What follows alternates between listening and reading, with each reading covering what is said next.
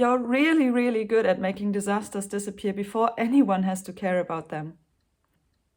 You just sat through an hour-long project recap where your biggest contribution, the disaster that didn't happen, wasn't even mentioned. You knew it, and you fixed it by working extra hours early in the project to bring it back on track. But nobody seems to have noticed. And you didn't say anything because you didn't want to make the meeting about you.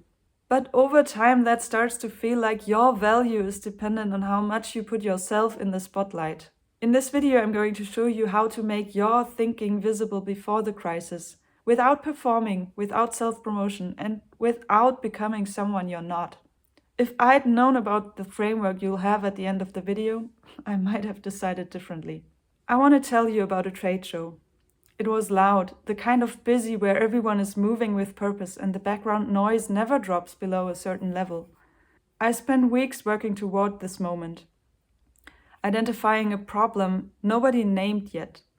The client's room standards were broken. Display sizes didn't match the furthest seat distance, camera angles covered the wrong zones, and audio coverage would have failed the moment someone sat in the back row. I mapped every failure point. I knew exactly what would happen and when. And I pushed for a solution that most people would have considered too ambitious for a trade show. A full VR demo, so the client could see the problem with their own eyes instead of trusting a spec sheet. That took convincing, it took logistics, and it took setup nobody saw. And then it started. The room went quiet in a different way. The focused quiet of people paying attention to something that's working. 20 people from the client side came through, and I watched their faces. And I knew in that moment that it landed exactly the way I'd hoped. And then the account manager stepped forward to present. I stepped back into the audience. And honestly, in that moment I was relieved.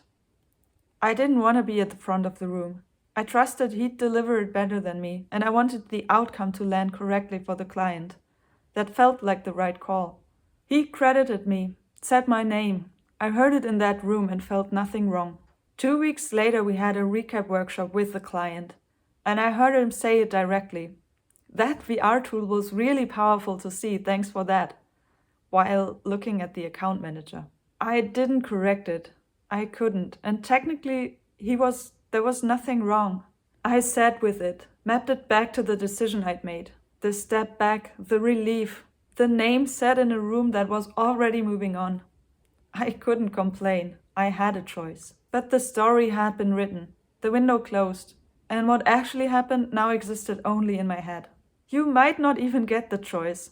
The story might get written without you ever being asked to be in it.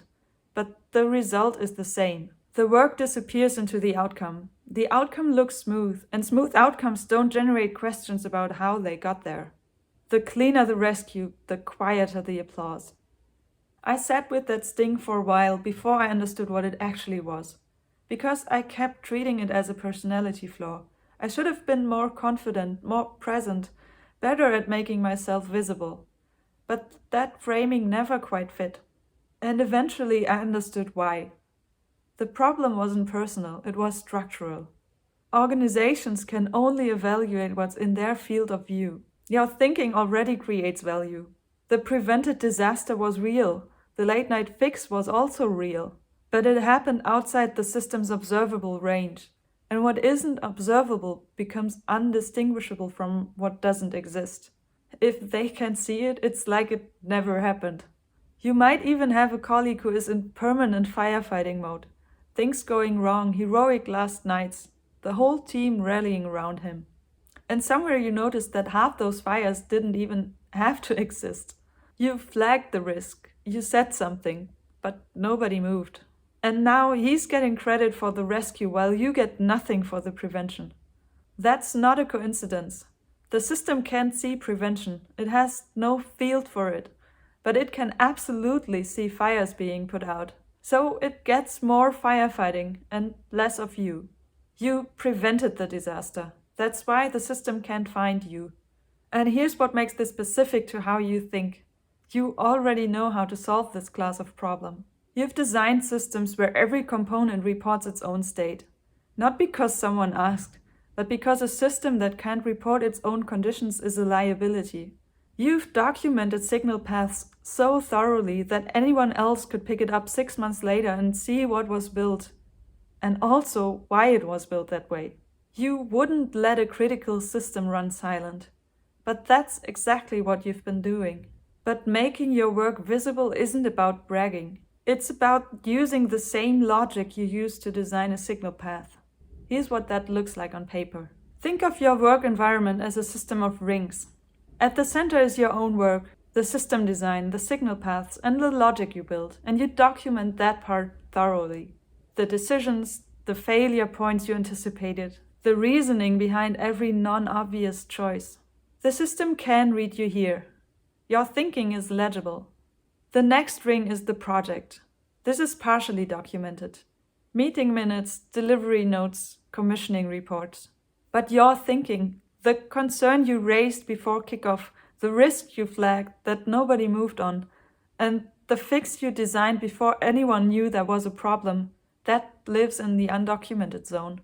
The system can see the output, but it can't see the reasoning behind it. The next ring is the department and the company. Almost nothing. You're essentially invisible here, not because you didn't contribute, because nothing you do reaches this ring in a legible format. The undocumented zone gets larger every ring outward. Not because you're doing less, because the system's ability to read you degrades with distance. Now the second thing the diagram shows. At the innermost ring, the system mostly rewards results. Good work, reliable output, problem solved cleanly.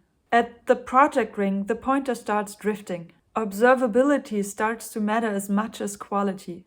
The person who speaks up in the kickoff meeting gets weighted differently than the one who sends an email that nobody opens. At the department and company rings, the pointer has moved almost entirely to observable. The account manager who presented my work didn't win because he was ego-driven. He won because he was visible.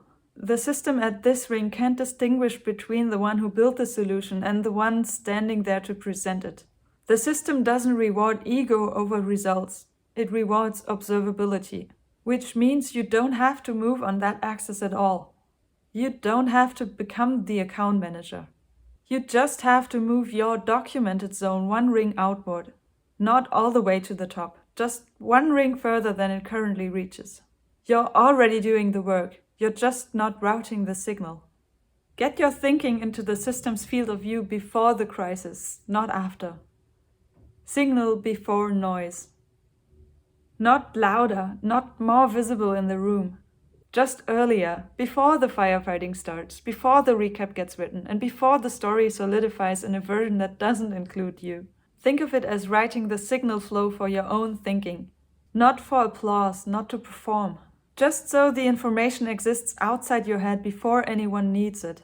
Time-stamped, traceable, and legible to the ring, one ring outward to you. Before the project starts, one paragraph. What do you think will go wrong, where and why? Sent to your project manager as a heads up, not a warning. That's your timestamp. The concern exists in the record before anyone needs to read it. This week, before the next project kicks off, that's the one thing worth trying. Then during the project, when you flag a risk but that doesn't land verbally, follow it up in writing within 24 hours. Just 1 or 2 sentences. Following up on what I mentioned, I think X will cause Y at stage Z. The record exists now, it has a date. And when you're proven right, don't fix it silently. Fix it, but before you do, note it somewhere visible. This is the issue I flagged on date. Here's the fix. 1 sentence. You don't have to say, I told you so. The record says it for you. And in the recap, once specifically. Worth noting, the delivery looked smooth because we caught X at the right stage. That's not always going to be the case if Z isn't addressed. You're not making it about you. You're making the signal path legible to the system. And the highest leverage move available for you right now might not be documentation at all. It might be finding one person one layer up who can already read your format. Not a mentor, just someone whose job touches the next ring and who gets how you think. One ally who carries your thinking further than you can alone. The person above you might be working on exactly this problem from the other direction, learning to translate system-level thinking so that the outer ring can receive it. I actually made a video about that. Can you move the reward pointer on company level? Maybe, slowly, over years with the right conditions. At the project level, yes. If your project manager receives your heads up and acts on it once, the pointer moves for that project with that person. That's how systems change. Not through announcements, through accurate information reaching the right node until the model updates. But not every environment is worth the long game. If the reward pointer is so far too observable that result-driven thinking gets no traction at any ring, that's information. Maybe it isn't the right system to invest yourself in. You're allowed to use the framework to read the environment, not just to change your behavior within it. You didn't end up invisible because something is wrong with you.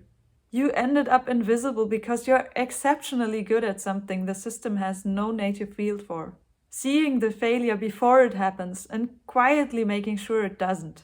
That's not a liability.